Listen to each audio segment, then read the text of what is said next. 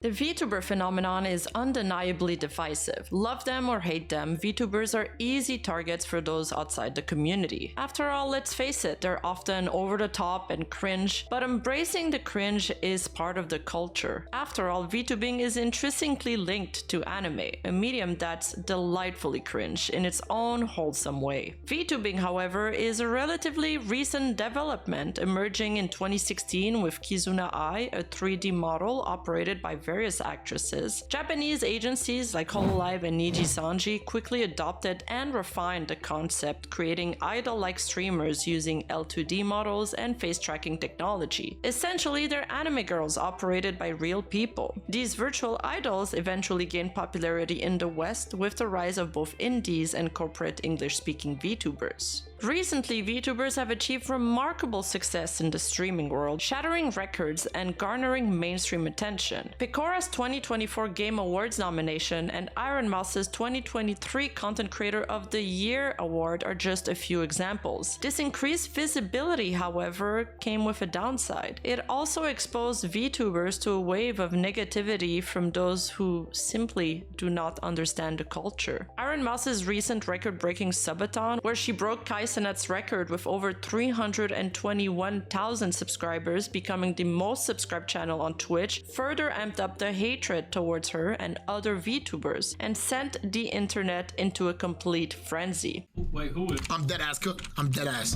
I'm not even trolling. I'm cooked.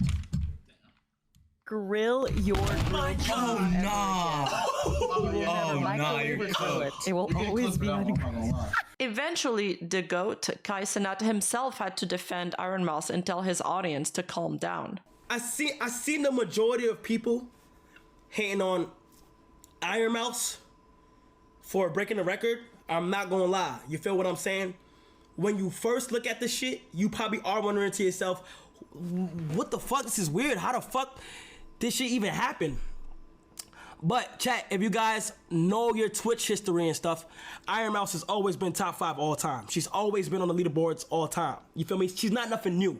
Adding to the irony, Kai Cenat, in a gesture of good faith, even featured Iron Mouse in his subathon, showcasing the custom VTuber model she commissioned for him. This makes Cenat one of the few prominent content creators to actively challenge the negative stereotypes surrounding VTubers, despite having no direct involvement in the community. But we need more of that. These misconceptions and negative portrayals of VTubers have been leading to an increase in hateful comments, misinformation, threats, and doxing. But these occurrences aren't anything new. A quick glance at Iron Mouse's TikTok comment section will tell you all you need to know about the general feelings towards VTubers. And the wave of negativity directed at VTubers shows no sign of slowing down. This year alone, FaZe streamer Stable Ronaldo targeted VTuber Leah Kitties during an ASMR stream, directing significant negative attention towards her and using her stream as content for his own channel.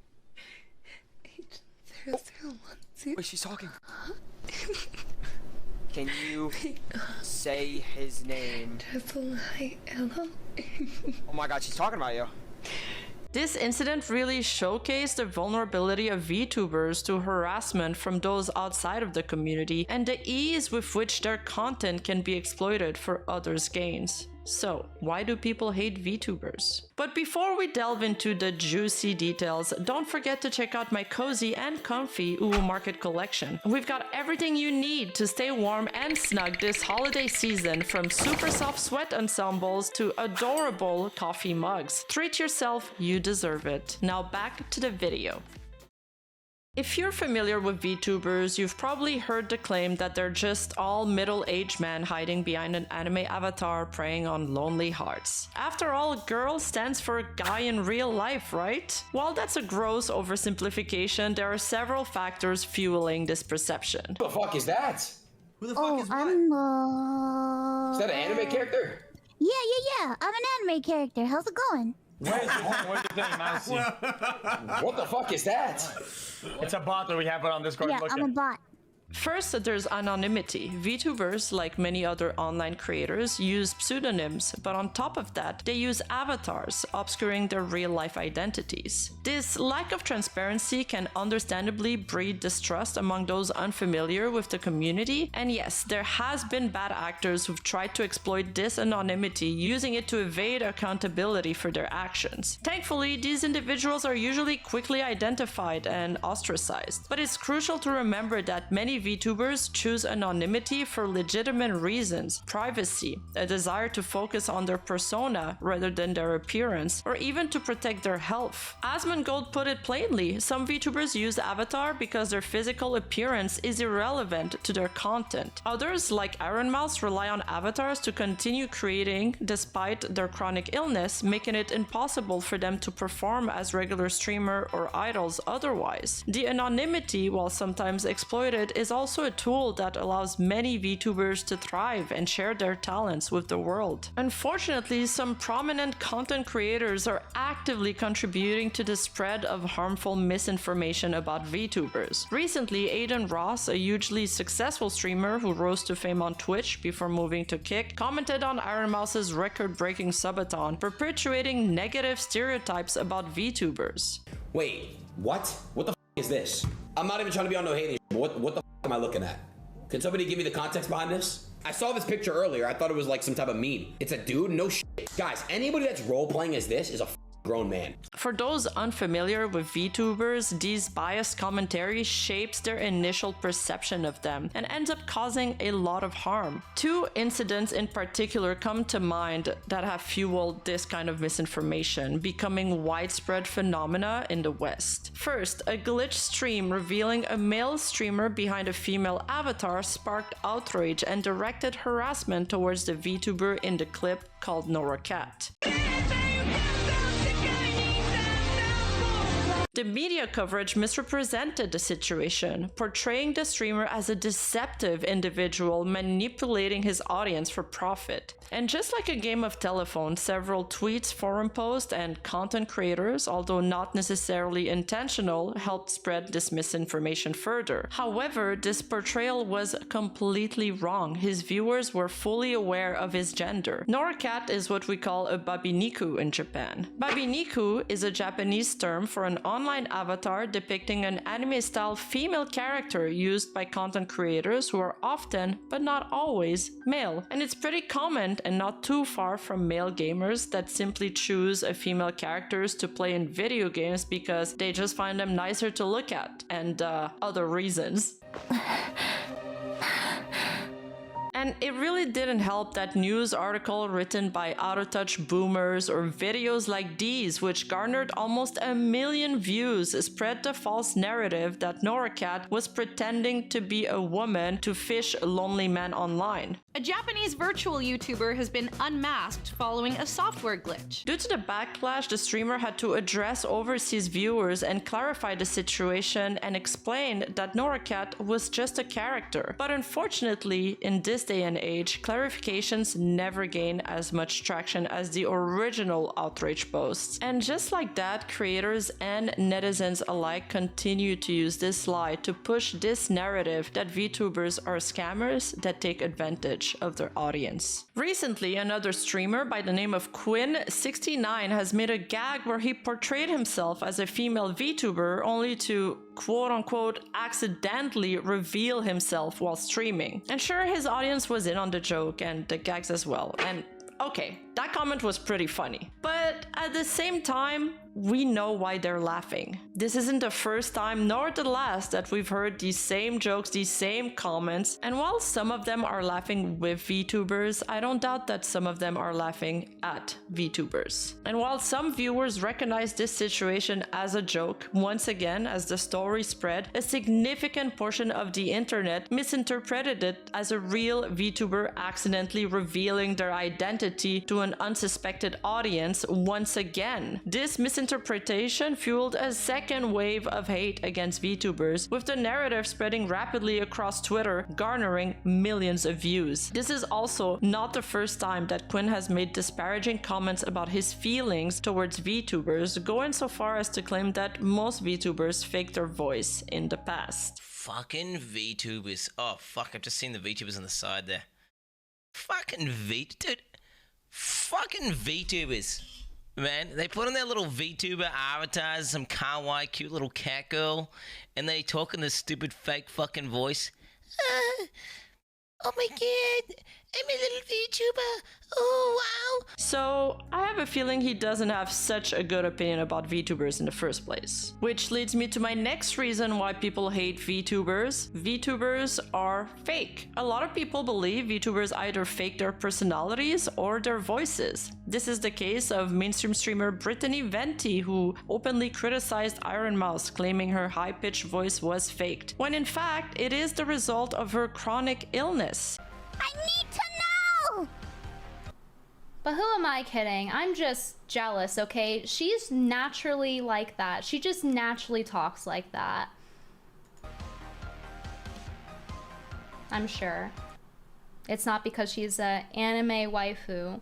Venti was even insensitive enough to doubt the existence of Iron Mouse's disease, which is honestly not only seriously messed up, but these kinds of remarks really underscore the pervasive distrust surrounding VTubers in general. Here's what's so funny. She told y'all, no, we're gonna sit down and work through this, okay? You're telling me she had sat down here and told y'all, I have a condition. Another misconception that I hear a lot is that VTubers are operated by AI. But Chad, if you actually looked at her stream and actually kept up with what she's doing, you feel what I'm saying? Not only was it for a good cause, but it was pretty well put together for, you know, for like AI shit. While that is the case for Neurosama, a popular AI VTuber, most VTubers are operated by real people. Even with Neurosama, her enduring appeal comes from her creator, Vidal, and the funny interactions they share with other regulars on their stream. If Neurosama was purely AI, her novelty would have worn off much faster, just like many other AI influencers have in the past. VTubers are cringe. Can't have a singular conversation without Kitty going,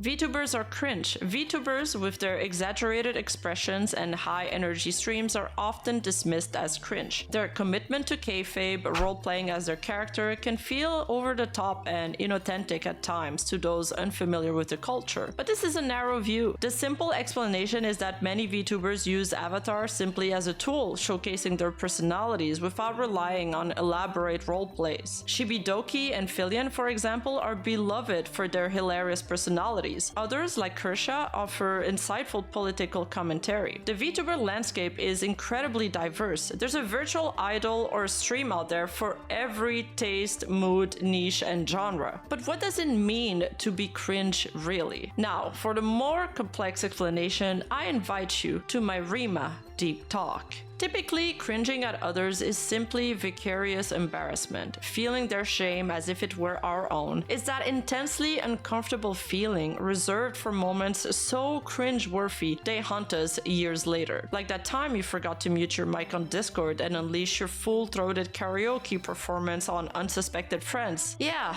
that still keeps me up at night years later. The unsettling power of cringe lies in its ability to trigger the same visceral reaction, whether directed inward or outward. While I believe cringing at someone else's deeds is often an act of empathy, mirroring another's shame, this explanation fell short when it applied to the unique context of VTubers. The quintessential internet cringe often involves a creator seemingly oblivious to their own awkwardness, their confidence unwavering despite objectively embarrassing behavior. Think of an onlooker stumbling across a VTuber with an overly produced kayfabe.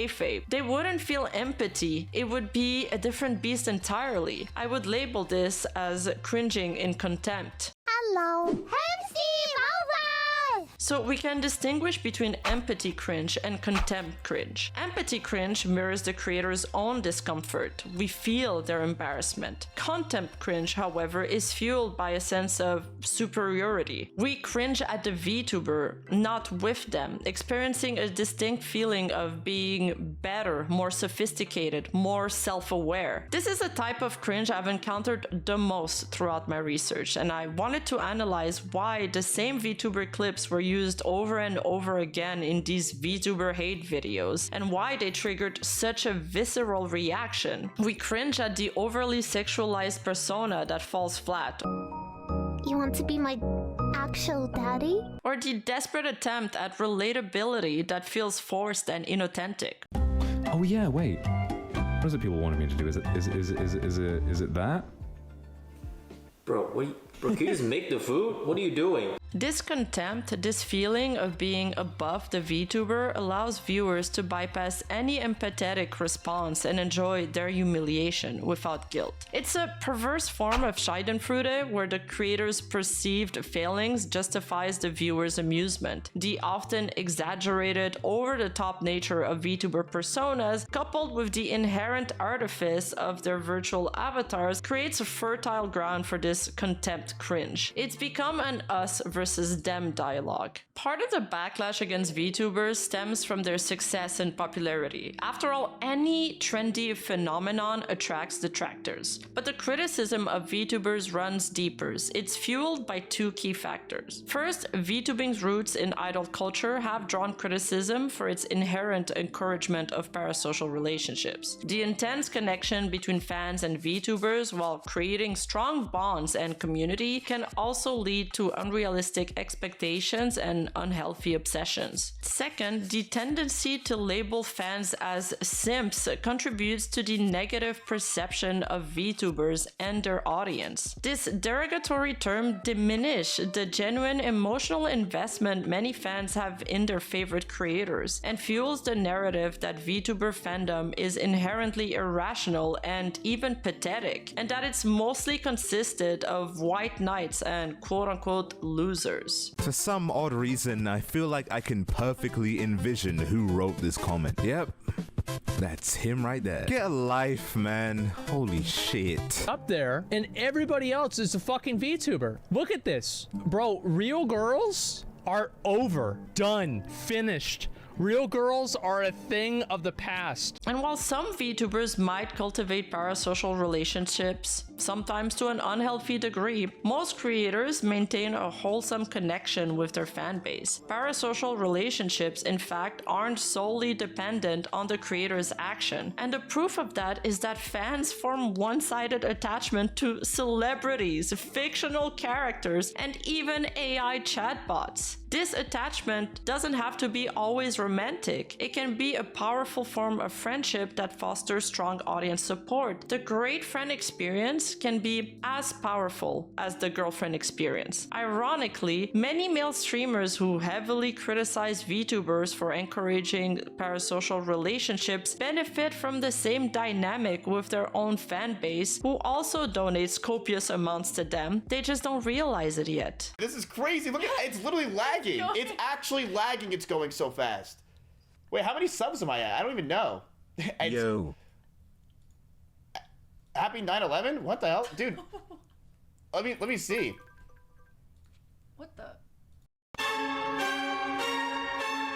And this is why CDogs VA's call out on this commentator's hypocrisy hits the mark. How parasocial do you have to be to care when someone has more subs than your favorite streamer? The commentator who once called out immediately folded, proving he really only did this to rage bait Twitter ad revenue. And while there is certainly something to be said about the negative impacts of parasocial relationships when they are pushed too far, which I have discussed at length in my parasocial video, not all parasocial relationships are made equal. The intense dedication of VTuber fans, often translating into significant financial support for their favorite creator, is frequently misinterpreted.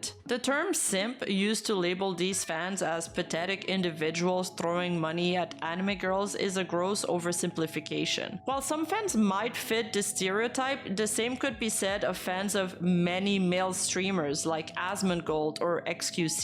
There are extreme cases, but most VTubers fans live normal, healthy lives. The VTuber community is an incredibly diverse community encompassing a wide range of people, and reducing them to unhealthy losers is simply inaccurate. In fact, the term simp is often used derisively against anyone who expresses support for women, and is often used by men to tear down other men. And if you've been in online gaming spaces, you've heard that term frequently. It's nothing new. You could be in a game lobby, a woman speaks, it provokes a reaction, and then the one guy that says, "Come on guys, let's just focus on the game," will get called a simp. It's just become another word that is overused and has lost all meaning. To wrap this up, a large portion of the fan base lives, shockers, normal lives. They are healthy, well-dressed, and are functioning members of society. And there's even women in there.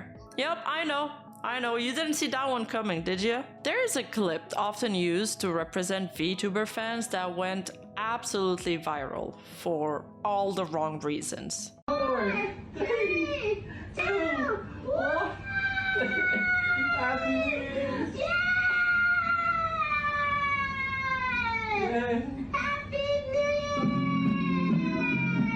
And understandably, it's easy to mock, but I've spent New Year's Eve similarly alone, and I wonder if the reaction would be the same if it were a woman sitting there. For many, these online celebrations offered comfort and connection. Ultimately, he's just enjoying himself, and it's become very normalized to openly mock those who dare to express their passions openly. Same with this instance where a TikTok creator by the name of Noah Glenn Carter made a video mocking the crowded lineup for an Iron Mouse virtual meet and greet. This might be the saddest video on the internet. So I want you to take a look at all these people. They were all trying to get the attention of a monitor. Basically, that's a popular VTuber on the monitor that was virtually attending an anime convention. And this whole crowd of people were following the monitor in hopes that they could get a picture with it. Which, it just feels so free to me. Like, would you go up and mock people lining up for a new iPhone release or to go see their favorite music band? Like, ha, you're so pathetic. Your event is popular. Internet, are we okay? To be fair, Noah did end up retracting his video and released an apology once called out for it, but it's something that would have been totally avoided if he just did an ounce of research before pressing the upload button on his video. This whole topic of hating on VTubers kinda reminds me of that George R.R. Martin quote. Toxicity is growing. It used to be fun talking about our favorite books and films and having spirited debates with fans who saw things differently. But it's no longer enough to say, I did not like this book or this film and here's why. People would rather talk about the stuff they hate than the stuff they love, and delight in dancing on the graves of anyone whose film has flopped. Very based, but also George, I need you to stop giving interviews and go back to finishing your goddamn book, motherfucker. I was also surprised to find that a large portion of VTuber haters think VTubers don't put any efforts into their content, past the initial cost of setting up the model, when in fact the main draw to VTubers is probably their vibrant and highly produced streams. I mean, yeah, sure, it looks like a lot of effort to set up, but once that's all said and done, what the fuck are you doing? Literally, all they do is sit there and go, "Thank you for the donation, Oni-chan senpai, uwu." It's fucking pathetic. Now, there are drawbacks to the medium because it's mostly 2D, which means there is very movement allowed, yet VTubers have found incredible ways to keep their streams fun and highly produced. There's VTuber awards, there's VTuber game shows, VTuber date shows, creative VTuber collabs and VTuber concerts. And with enough budget, we also get into the whole 3D part where there is so much more flexibility in terms of movements, world building, and what we can do. One video that went particularly viral, especially on TikTok, was from a Thailandese VTuber who performed at a concert, which became a huge meme. There are TikTok videos mocking him, garnering millions of views, and mocking the fans whom they believe paid $300 for the concert ticket, when in fact it was only 300 baht, which is equivalent to $9 USD. And I know I'm being repetitive here, but it just happens every single time. People still believe to this day that they paid hundreds of dollars for the concert, which blows my mind. People paid for this? I mean, I hate to be that guy, but this is not a good investment of $200. I mean, you just wasted your money staring at a screen. This VTuber just wanted a chance to share his singing, but instead got harassed, sent death threats, and even doxxed. And what did people have to reply to that? That it was deserved and that he tried to take the easy way out by becoming a VTuber. Why is this normalized? VTubers and anime are intertwined in aesthetic, so if you dislike anime, you probably won't be attracted to VTubers in the first place. Anime has grown in popularity in the past few years, which has made it something more mainstream to like, but there are still remaining stigmatization associated with it. VTubers and their fan base are often described as perverts. And you know what? We are. But we're also adults, so we can be. So take your Puritan beliefs elsewhere. For people that aren't anime fans, VTubers are weird for sure, and accepting that is the first step. Trying to explain what VTubing is to a normal person is extremely difficult. Even to this day, whenever someone sees something anime style, they just associate it with cartoon, which equals kids in their head. They see adults enjoying things that they've decided is for kids, so they automatically assume it's weird. When confronted with something unfamiliar, our brains strive for consistency. If we encounter something that challenges our existing beliefs or understanding, it can create a cognitive dissonance, a state of mental discomfort. To alleviate this discomfort, people resort to negative judgment or rejection of the unfamiliar, which is exactly what we are seeing go down on social media right now. This article in The Simpsonian explains why anime is considered weird to a lot of people. In my experience, many people are hesitant to watch anime because they're simply not used to the animation style, finding it too unconventional or unattractive. Anime characters often have very distinct and exaggerated facial expressions, often with large and eccentric eyes. The way anime artists depict movement in the face and body also differs from that of Western animation, specifically the animations of characters' mouth when speaking. I also feel that a lot of people who are quick to judge or deem anime as weird do so through the association of the people they know who watch anime. Just because the kid you bullied in high school for being weird watched anime doesn't mean all anime is weird, and most of all, it doesn't mean you wouldn't enjoy some. Personally, myself, I don't get the appeal of VTubing because I'm not attracted to minors, but that doesn't mean it's not special to some of you out there. And finally, there is the lolly stigma associated with sexual degeneracy. In the West, people often don't know what is an actual lolly. Is it this? Or is it this? Heck, is Iron Mouse considered a lolly for them too? The definition of lolly changes so much from person to person, it's almost impossible to have everyone agree on it, regardless of how knowledgeable they are on the topic. And the truth is, most normies won't know the difference. While some believe animes set in high school are considered lollies, the most accepted definition of lolly is not even sexual. The word lolly most often refers to a young or young-looking girl character in Japanese anime and manga. Meanwhile, the term lolicon is a genre of fictional media which focuses on young or young-looking girl characters, particularly in sexually suggestive or erotic manner. And while some characters may be lolly presenting, that doesn't mean that they are necessarily suggestive. One can go with the other, but it doesn't have to. One very vocal critic of VTubers and lolly characters was mainstream streamer Brittany Venti, who believes Gargura, one of the most popular VTubers in the world's audience, was entirely consisted of PDF files, all 20,000 of them. There's something called Hololive now that they do in English. They have little lollies, prepubescent girls on YouTube. And my first impression of it was, oh, is this like a child show? Is this a kid's show? Like kids can see it, kind of like Dora the Explorer, and like interact with it. Then I come to find out, no, actually the chat is full of 40-year-old men getting off to the depiction of a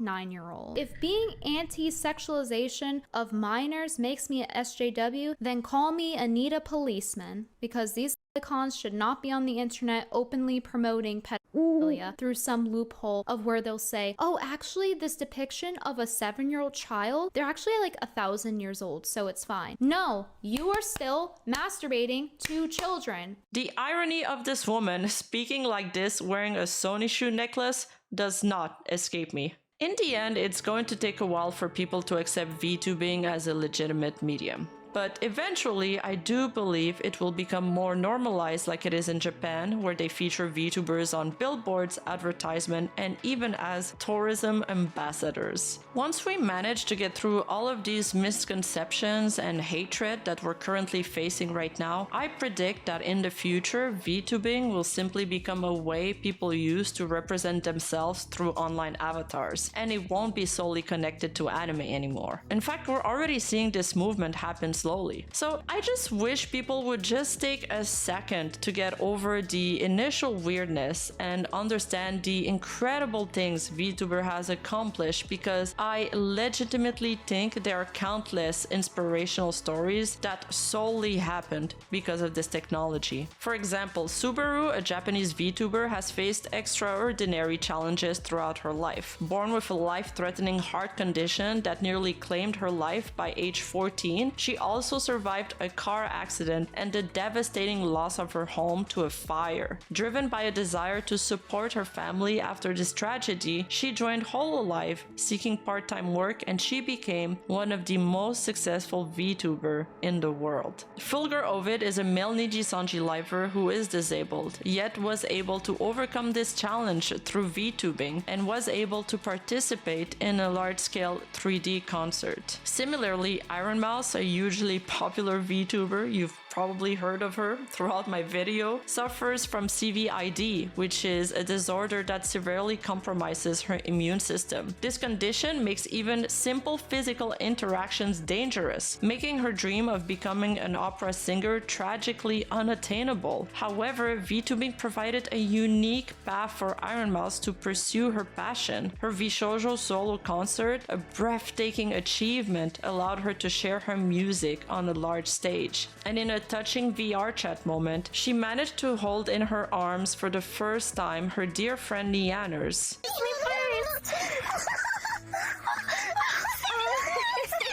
you fucking kidding me?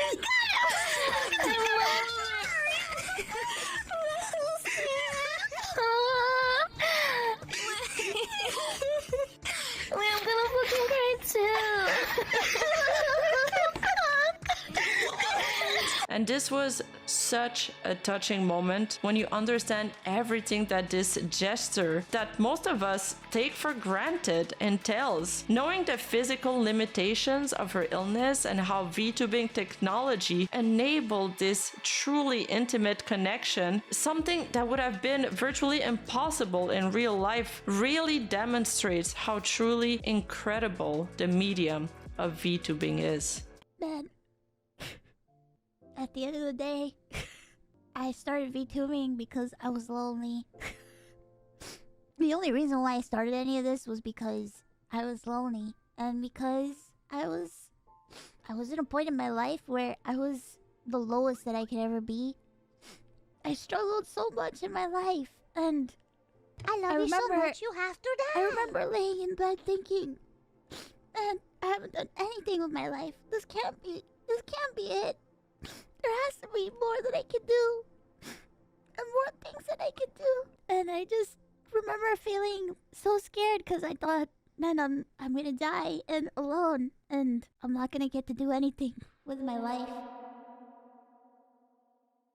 Thank you for watching this video. You know what to do. Like and subscribe and check out my other channels. Check out my Patreon if you want to support me even further and gain access to even more content. Enjoy the holidays. Until next time.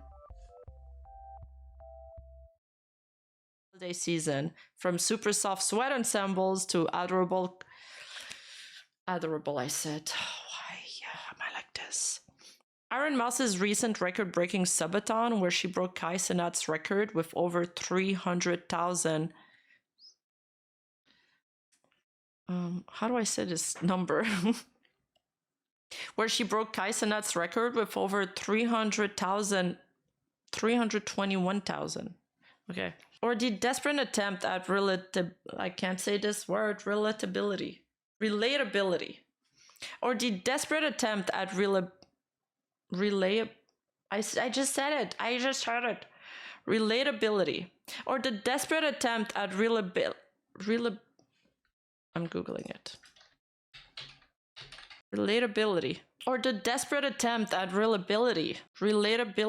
Or the desperate attempt at relatability. My credit section is cringe. Relatability. Relatability. Relatability. Same with this instance where a TikTok creator by the name of Noah Glenn Quarter. Motherfucker. Okay, that's just the backup one.